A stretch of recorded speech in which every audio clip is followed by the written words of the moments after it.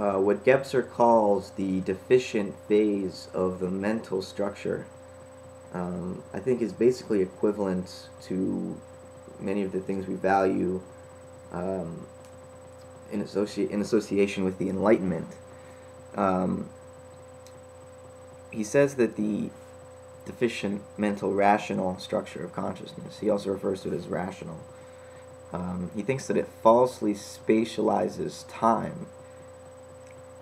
And all through the development and the revealing of these new structures of consciousness, human beings were becoming more aware, or aware of in a different way, of time and space. And in the mythic stage, time was what Gebser calls temporal. We became aware of the seasons, of night and day, of the polarity of the change in nature and in ourselves. And this is what gave birth to myth. And time was first realized. In the magic structure, there is no time. There's no awareness of the regularity of the changes which take place both in our own inner experience and in the outer natural world.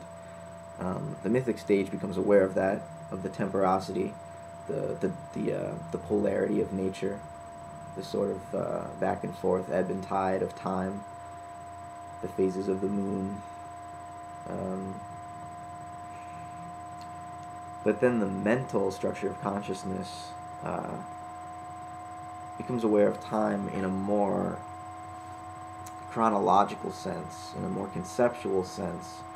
It spreads it out as if on a number line, extending positively into the future and negatively into the past. And that allows us to run economies, to think that technology is inherently valuable because it brings us closer to the future somehow.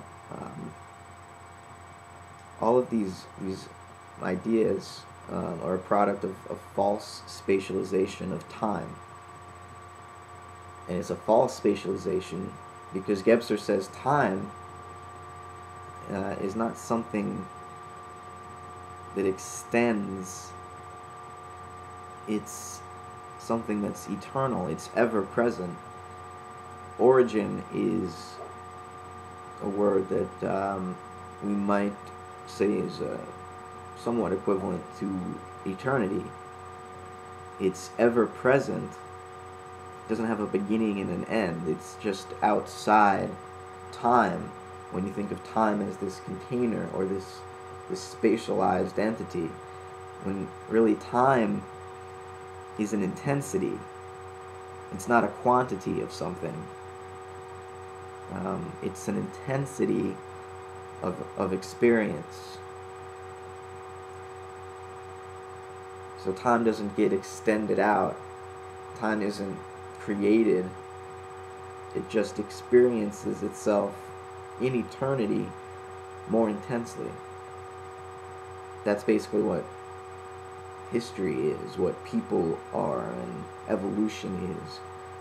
It's one eternal being who is forever becoming. And that becoming isn't going somewhere, because it never left anywhere. It's just intensely experiencing itself, getting lost in its own reflection. Because when a reflection becomes so diverse and so fractured and made of so many,